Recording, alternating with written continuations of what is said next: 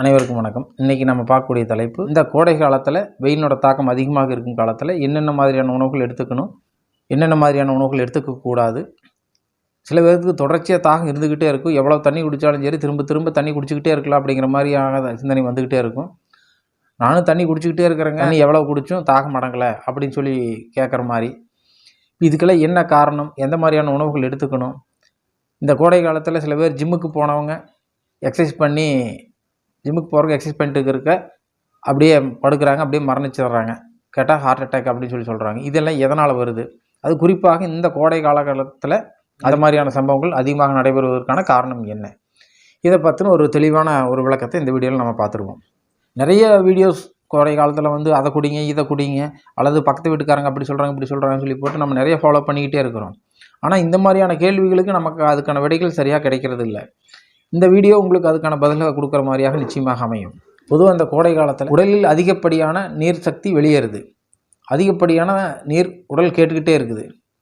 இந்த காலகட்டத்தில் நீர் இழப்பு அதிகமாகிற சமயத்தில் ஒரு மத்தியான நேரத்தில் இந்த பித்த உடம்புக்காரங்க, சூட்டு உடம்புக்காரங்கன்னு சொல்லுவாங்க. அந்த பித்த உடம்புக்காரங்க மத்தியானம் போய் ஹெவியாக ஜிம்மில் எக்ஸசைஸ் பண்ணுறாங்க, ஓவர் வெயிட் போடுறாங்க, வேர்வை அதிகமாக போகிற மாதிரி நல்லா எக்ஸசைஸ் பண்ணணும் அப்படிங்கிறதுக்காக நிறையா செஞ்சுக்கிட்டே இருக்கிறாங்க.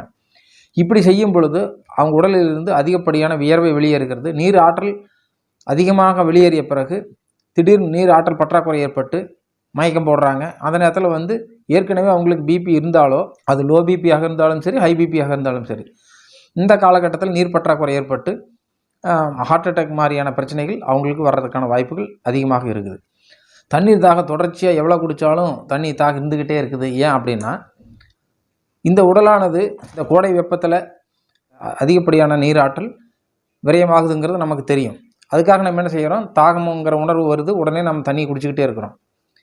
ஆனால் இதுக்கு முன்னாடி தாகம்ங்கிற உணர்வு வரும் பொழுது தண்ணி குடிக்கும்போது அடங்கிய தாகமானது இந்த முறை அடங்கிறது இல்லை. அப்போ என்ன காரணம் அப்படின்னு சொல்லி பார்த்தோம்னா, இந்த முறை வெறும் நீர் மட்டுமே அந்த உடலுக்கு தேவைப்படுவதில்லை. இந்த வெயிலின் காரணமாக உடலில் தாது உப்புக்கள் வீணாகிவிட்டன. குளுக்கோஸ் முதற்கொண்டு நிறைய தாது உப்புக்கள் இந்த உடலில் வீணாகிவிட்டது. அது தேவைப்படுகிறது. அந்த தேவையை இந்த உடலானது நமக்கு இண்டிகேட் பண்ணுறது தாகத்தின் வழியாக, எனக்கு அதை கொடுங்க அப்படி சொல்லி இண்டிகேட் பண்ணுது. இப்போ நம்ம என்ன பண்ணணும், அந்த இடத்துல ஒரு லெமன் ஜூஸ், ஒரு எலுமிச்சம்பழத்தை போட்டு கொஞ்சம் உப்பு, சர்க்கரை, கரும்பு சர்க்கரையாக இருந்தால் ரொம்ப நல்லது, நாட்டு சர்க்கரை அந்த மாதிரி போட்டுக்குங்க, பனங்கல்கண்டு அந்த மாதிரி போட்டு ஒரு கல்லுப்பு சேர்த்திக்கிங்க, குடிங்க. அப்போ இதில் அனைத்து விதமான அந்த உடலுக்கு தேவையான குளுக்கோஸ்லேருந்து அனைத்து விதமான தாது உப்புக்களும் அதுக்கு கிடைச்சிடும். உடனே உங்களுக்கு தாகம் அடங்கிடும். அல்லது இளநீர் குடிங்க. இளநீர் குடித்ததுக்கு அப்புறம் நிச்சயமாக தாகம் அடங்கிடும். இந்த காலகட்டத்தில் சூட்டுக்கொப்பளம், பைல்ஸு, பொடுகு, அம்மை நோய் இந்த மாதிரியான தொந்தரவுகள் வருவதற்கான வாய்ப்புகள் அதிகமாக இருக்குது. அப்போ இந்த மாதிரியான சூழலில் என்ன மாதிரியான வாழ்வியல் முறையை நம்ம அமைச்சுக்கணும் அப்படின்னு சொன்னால், அதிகமான நீர் சத்துள்ள நீர் காய்கறிகள் அதிகமாக எடுத்துக்கணும். புடலங்காய், சுரக்காய், வெண்பூசணி இந்த மாதிரி நீர் சத்துள்ள காய்கறிகளை அதிகமாக உணவில் சேர்த்துக்கணும். இந்த மாதிரி உணவு முறைகள் ஃபாலோ பண்ணுறதுக்கு முன்னாடி முக்கியமாக முதல் வேலையாக நம்ம வயிற்றை சுத்தம் பண்ணணும்.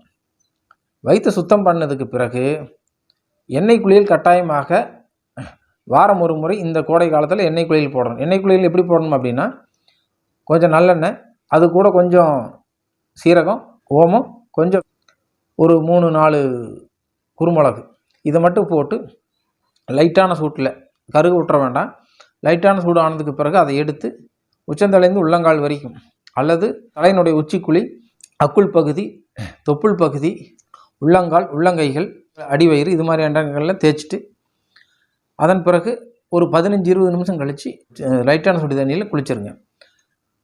குளிக்கும்போது சோப் போட்டு குளிச்சிட வேண்டாம். சீக்காய் தூள் அல்லது நேச்சுரல் சோப் இந்த மாதிரி போட்டு குளிங்க. அல்லது ஏன்னா இந்த தோலானது இந்த வெயில் காலத்திற்கு இந்த தோல் ஈரப்பதமாக இருக்க வேண்டியது மிக முக்கியமாக இருக்கிறது.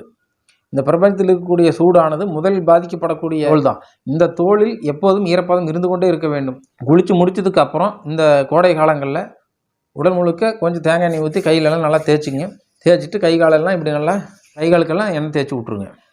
பள்ளிக்கு போகிற குழந்தைகளுக்கும் நீங்களும் சரி, முக்கியமாக தண்ணிங்கிறத தாண்டி லெமன் ஜூஸு அல்லது சாத்துக்குடி ஜூஸு, இந்த மாதிரி இளநீர், இந்த மாதிரி ஏதாவது ஒரு தாதுப்புக்கள் நிறைந்த நீர்பானங்களை கொடுங்க.